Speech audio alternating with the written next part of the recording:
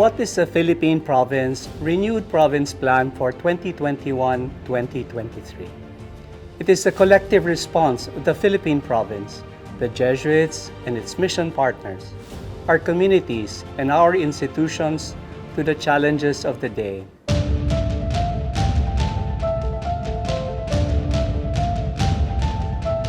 First, we have seen and experienced the havoc created by the COVID-19 virus, resulting in the great suffering of our people through illness and death, loss of lives and livelihood, and the worsening poverty and destruction of people's lives, hopes, and dreams. Indeed, the pandemic exposed the deeply embedded political, social, and economic inequalities in our society.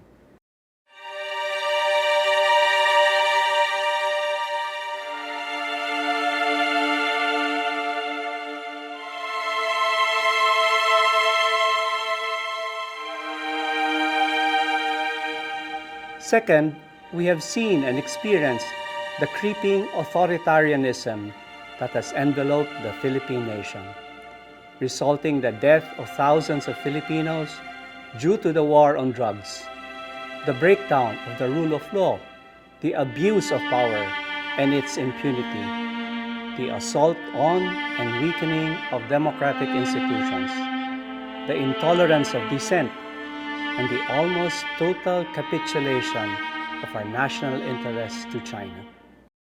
It is in this present context that we put forward our collective response through the renewed province plan in terms of the 5 trusts, namely, Thrust 1, fostering integrity and accountability in our communities and our institutions. Thrust 2, feed the hungry, especially our children, and create sustainable livelihoods. Thrust 3, summon our youth to engage citizenship.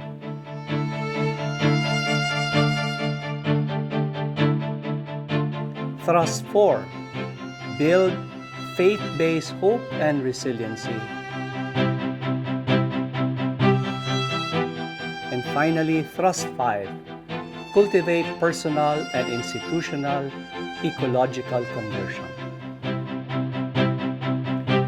The urgent challenges of the day compel us Jesuits and our mission partners to first re-examine the fidelity of our way of life, to return to the Lord's call as articulated in General Congregation 36 for renewal of Jesuit life and mission, and together to beg for God's grace to fulfill it.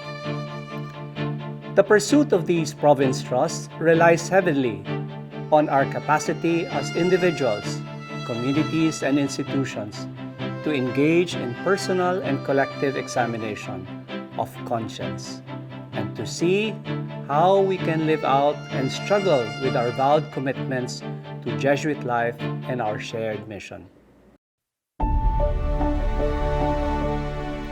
At the beginning of the pandemic last year, Pope Francis said in an interview, "The pandemic can be a place of conversion."